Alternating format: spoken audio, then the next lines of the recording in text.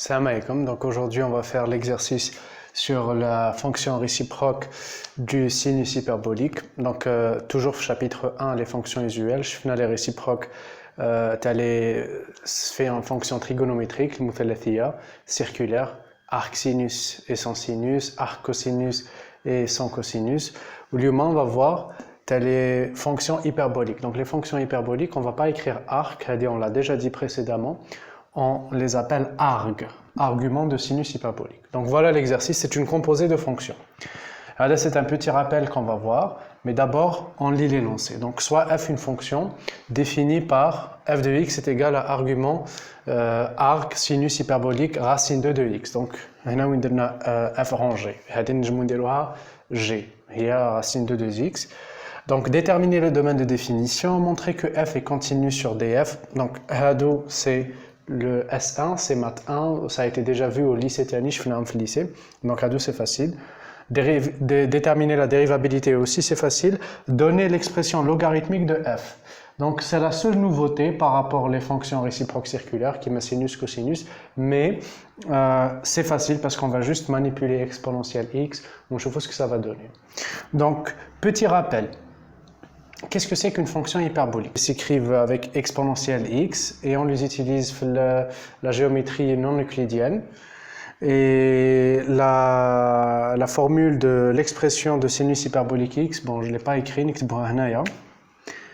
on a déjà vu ça pour les nombres complexes. Normalement, les nombres complexes, c'était les formules d'Euler.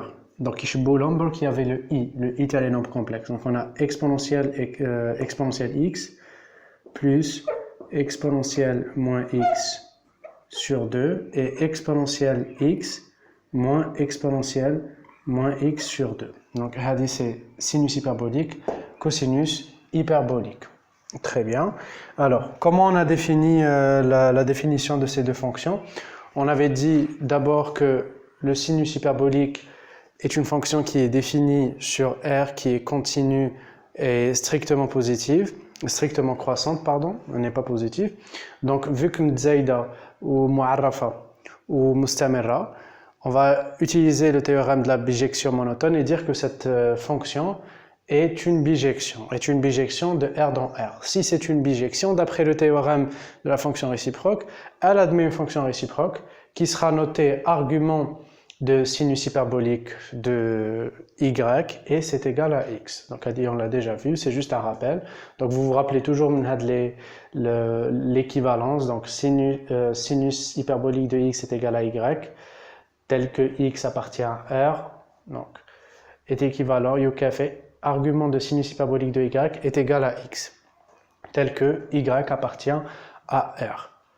Là, c'est très facile de comparer le sinus au arc sinus parce que Makash a dit que la restriction, puisque une fonction bijective, il n'y a pas de restriction, donc c'est défini sur l'ensemble des réels et ça nous permet de ne pas tomber dans des pièges.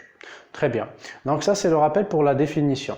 On va utiliser ce principe pour déterminer le domaine de définition de f. Donc, j'ai x, c'est simple.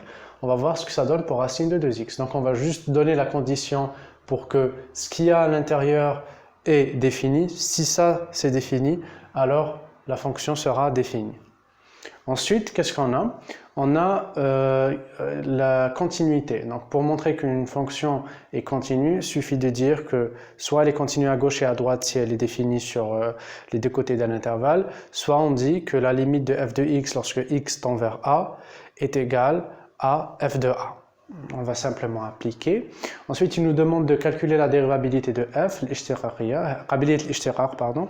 Donc, qabiliyat al-ishtiqaq, soit on va utiliser le fameux fx moins f de a sur x moins a lorsque x tend vers a.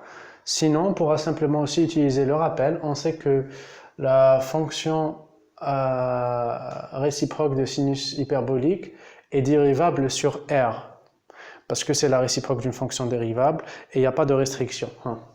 Donc, argument sinus hyperbolique de x est égal à 1 sur racine 1 plus x au carré. On va voir pourquoi. Argument de sinus hyperbolique de x, oui, 1 sur sinus hyperbolique de x, prime. A dit, si vous vous rappelez, c'est parce que c'est une bijection, donc on a dit que f' de x est égal à 1 sur, ou plutôt f moins 1 de x prime est égal à f 1 sur f prime de x si et seulement si f moins 1 c'est la réciproque f moins 1 et la réciproque de f. Bien sûr, il y a une meilleure façon d'écrire ça, c'est quand on fait les compositions et on a identité. C'est la façon rigoureuse. Mais tout le monde, je fais aller. Très bien. Donc, on voit que c'est très facile. Donc, voilà. La dérivée de sinus hyperbolique de x, c'est cosinus hyperbolique de x. Pourquoi? Allez, on va dériver.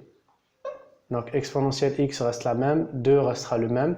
Exponentielle moins x, on fait descendre le moins parce que expo u prime est égal à u prime expo u. Et ça donne plus. Donc, finalement, c'est le sinus hyperbolique c'est le cosinus hyperbolique de x. Donc, l'argument de sinus hyperbolique de x est égal à 1 sur racine 1 plus y au carré. Ou hadi, il faut vraiment s'en rappeler, d'accord? Rappelez-vous de cette expression. On va l'utiliser très très souvent et on va voir d'où ça vient. Pour voir d'où ça vient, nous allons d'abord faire un autre rappel. C'est l'expression logarithmique de la fonction sinus hyperbolique de x. C'est maintenant un sinus hyperbolique de x. Soit نكتبوه shx, soit نكتبوه shx يساوي expo x plus expo moins x sur 2. Donc là, je veux écrire arg shx blé exponentielle. On a vu les vidéos précédentes et on le sait aussi que la réciproque de exponentielle c'est ln. On dessine toujours le graphe. On dit le y est égal à x. Et on a ln qui fait ça, et exponentielle qui fait ça aussi. C'est la fonction réciproque l'une de l'autre. Donc, si sh de x est écrit en exponentielle, on se doute bien que arg sh de x sera forcément écrit en logarithme hyperien, en ln. تما إذا أنا كاتبها بالإكسبوننسيال باينة بلي حتكون la réciproque تاعها الدالة العكسية تاعها مكتوبة بالln. Et c'est ça. Donc, il n'y a pas besoin de le démontrer, ou du moins, il faut connaître, ça sera facile à démontrer, mais il faut que ça devienne un réflexe. Quand je dis arg de sh de y ou la sh de x, bon, en un je l'ai écrit en y, a dit c'est des variables muettes, ça met, on peut mettre ce que l'on veut, en un je l'ai mis y pour qu'on ne se trompe pas dans le raisonnement. Donc, arg de sh de y est égal à ln de y plus racine 1 plus y au carré. Ou a dit, j'espère que vous avez remarqué, c'est la fameuse expression qui se répète souvent. Alors, bon, encore une fois, j'ai défini nos fonctions de R dans R, X, on associe S sinus hyperbolique, la même chose de R dans R à tout Y, on associe argument de sinus hyperbolique de Y. Donc, ça, c'est le raccourci. Toujours le garder en tête, comme on fait avec les autres fonctions trigonométriques et circulaires. Donc, sinus hyperbolique de au carré x plus, plutôt cosinus hyperbolique de x au carré moins sinus hyperbolique. Donc, sh moins ch moins sh au carré est égal à 1. D'ici, le ch. Donc, le ch est égal à 1 plus sh. Et si on met la racine, parce que les deux côtés sont positifs, donc, si on met la racine, on aura racine de 1 plus sh au carré de x. Ou sh au carré de x, on a dit que c'est y. sh de x, c'est y. Et arg sh de y, c'est x. C'est la même notation.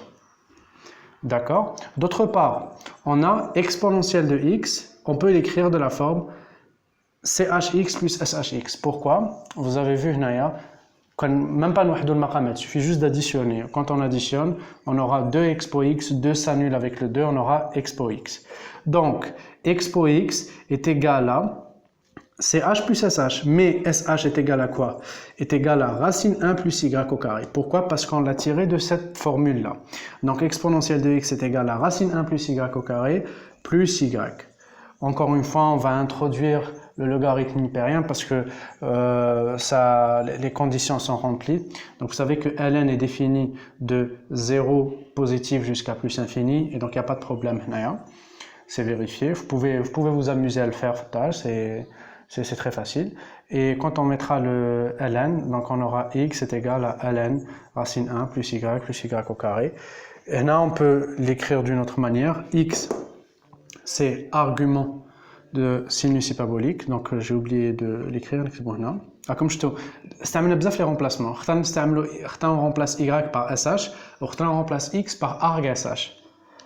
Et au final, arg SHY est égal à lny plus 1 plus racine 1 plus y au carré. Bien sûr, les manuels de cours, vous allez directement trouver x, parce que x est la variable qu'on utilise le plus souvent, mais comme c'est muet, ça ne pose pas de problème. Juste là, pour le raisonnement, choisissez une seule variable pour bien pouvoir faire la démonstration. Parce que généralement, la démonstration a l'air difficile, mais elle n'est pas du tout difficile, elle est très facile. Le problème c'est que quand on ne respecte pas vous aurez l'impression que c'est compliqué. Très bien, donc on sait déterminer l'expression logarithmique de arg sh, on sait dériver arg sh, tout ça pour x. Maintenant on doit essayer de faire ça avec f de x et non pas x. Donc vous avez là la formule générale, alors normalement je l'ai écrite, là voilà. Arg sh de f de x, c'est f' de x sur racine 1 plus f au carré de x, et ça ressemble fortement à ça. Donc vous voyez, au lieu d'avoir x ici, on met f de x, et au lieu d'avoir 1 ici, on aura f' de x. Parce que quand on dérive x, donc on Très bien. Donc on va commencer par déterminer le domaine de définition. Mettez la vidéo sur pause. Essayez avec les informations de résoudre tout l'exercice. Normalement, vous allez y arriver. Ça ne devrait pas vous prendre plus de 15-20 minutes, des lots chronomètres de 15 minutes. Et ensuite, on va faire la résolution ensemble.